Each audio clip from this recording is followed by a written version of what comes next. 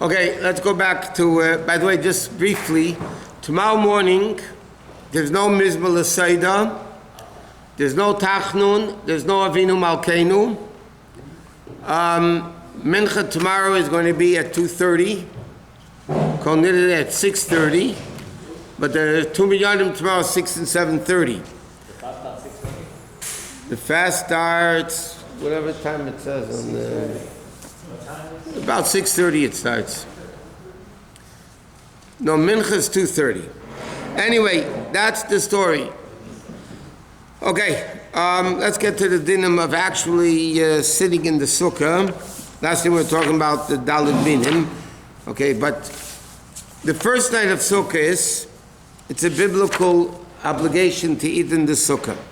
Men have an obligation, women don't have the obligation. But there's an obligation on men. Now, people a lot of times ask the question, can you bring Yom Tov in early? So the din is, you could bring Yom Tov in early on Sukkot, not on Shavuos, but in order to fulfill the mitzvah of Sukkah, it has to be after nightfall. So if Lich Benshin is, let's say, 6:15, I don't know, whatever time it is, so then before 7:15, you can't, I mean, you can eat in the sukkah, you can do whatever you want, but you're not yet to the mitzvah. You cannot make a bracha leisha b'sukkah until after nightfall.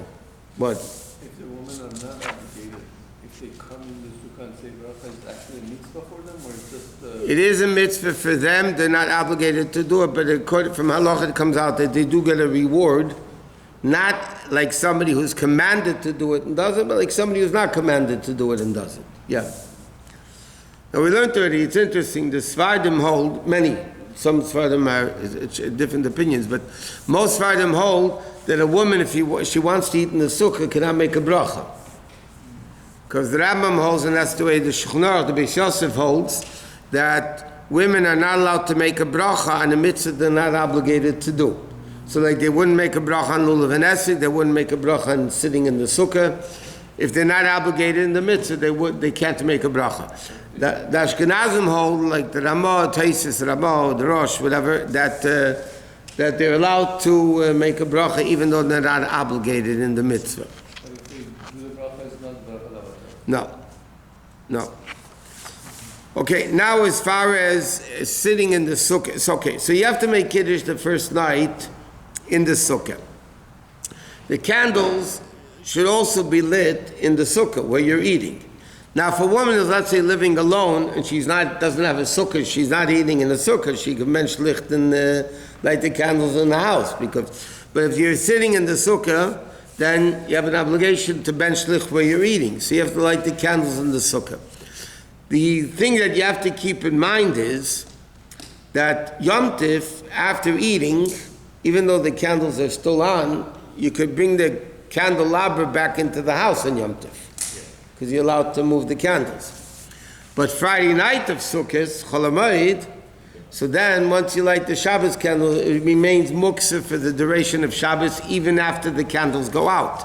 So then you wouldn't be allowed to bring in the candles from the sukkah. So if somebody has a very expensive leichter, as it's called in Yiddish, a candelabra, and they don't want to leave it into the sukkah, so they can bench licht in the sukkah on Friday night with that expensive candelabra, they should bench with tea lights or whatever. I mean, because you can't carry it in on Shabbos. But if you're afraid that the fire can cause the sukkah, can you light it in the house?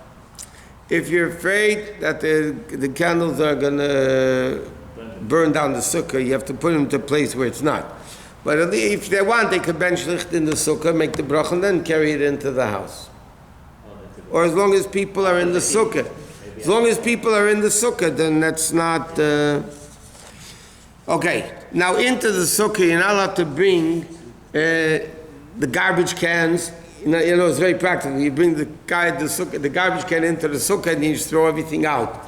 But you're not allowed to bring a garbage can into a sukkah. You're not allowed to bring dirty pots and pans, because the sukkah has to be respected. It's not respectable, it says in halacha, to bring in, or you have to finish eating, you have to take them out right away. Okay, Okay, davening, you're supposed to daven in shul anyway. Generally speaking, a person should be in the sukkah as much as possible. You know, in our circles, not so much, by the way, but by the world, I mean the Frumo world, they sleep in the sukkah. Chabad doesn't sleep in the sukkah. But many people, many great rabbis would spend literally the whole day in the sukkah. They would bring the telephone, now it's cell phones, but they would bring the telephone into the sukkah. They would do everything in the sukkah. The Rebbe didn't spend the whole day in the sukkah. The Rebbe was in his office. The Rebbe did go out in the middle of the day to the sukkah, whatever. And then the later years was even more interesting. In the later years, when the Rebbe wasn't well already, people knew it, but it wasn't public knowledge. The Rebbe's sukkah was in front of 770, separate sukkah for the Rebbe. But there was another sukkah that the Rebbe had when on the side, when you went out of the Rebbe's sukkah, out of the Rebbe's office, instead of going right, you go left. That used to be the old Reibishal that was made into offices. So over there was a sukkah that the Rebbe would go to without anybody knowing that he went there, except the secretaries. So, but we don't sleep in the sukkah, but we generally speak, halacha says you should spend time in the sukkah because you're supposed to make the sukkah like your house. Would you do some deals and business in the sukkah? People would do that in the sukkah, yeah. Jewish people do I mean, not illegal businesses. That you shouldn't do in the sukkah. You shouldn't do outside the sukkah also, but Your normal business. people would spend time in the sukkah. Yeah.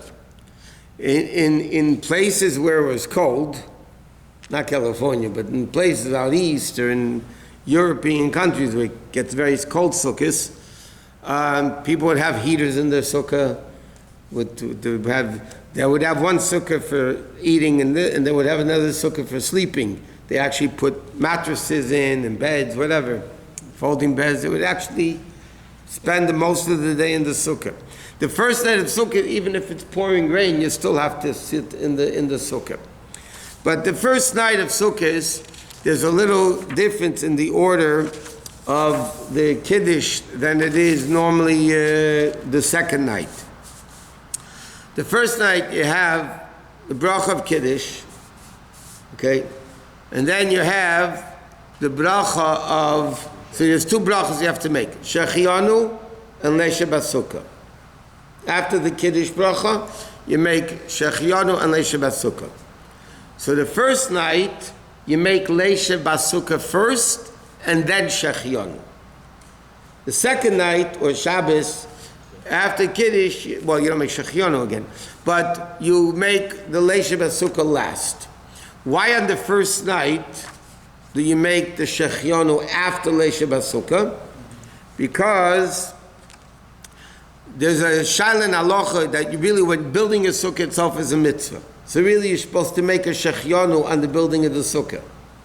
But because the purpose of building a sukkah is to eat in the sukkah, that's the purpose of the building. So therefore, when you make Kiddush and you say Shechianu on the Yom Tiv, it's also going on the Sukkah, on the building of the Sukkah.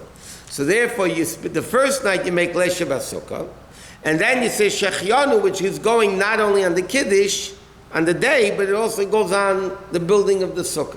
Second night, though, we go back to Shechianu first and then Leisha Basukah.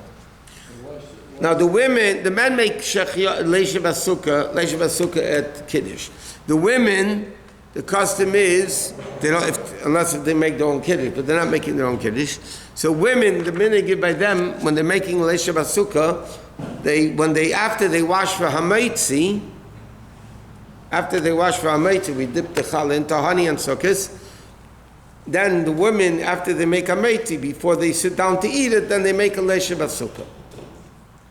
After Hamaitzi. What? No, because every time, because you have to make a leisha basukah in order to eat it. During the week, if you're going in you're washing for dinner or whatever, and you're having enough things that obligate you to make a leisha basukah, you make Hamaitzi and then you make leisha basukah. You make a beri minim zaynis, you make a leisha basukah. Because it's part of the bracha, because you have to eat it in the sukkah. Whenever you make kiddush, like even Friday night, you make leisha basukah like kiddush, no? Like what? Let's say even By Friday Kiddush. By kiddush. You don't say. The men make it by Kiddush. Even on- Because the wine itself you have to drink in the sukkah, because it's a mitzvah. What? If one forgot to say Shechianu, she's Yetzi through Kiddush, what about Leisha B'Sukkah is not a hefsek when the husband says Leisha B'Sukkah? No. It's not a hefsek. B'chal, then you can ask a question. How can the woman answer Amen and Leisha B'Sukkah? Why isn't that a hefsek? Because she's going to make it a. But we hold it's not a hefsek. It's part of the Kiddush. She's answering Kiddush. But why is the second night we have to say Shechianu? Both nights we say Shechianu. How come in one day? It's all Only Rosh Hashanah is a shayla because we don't know which day is the real day. Marachin is a meister Marabei Mamayim Kim Shvlag out there of Hanan Kashem Erot the Baruch Zakso Trigger Rebel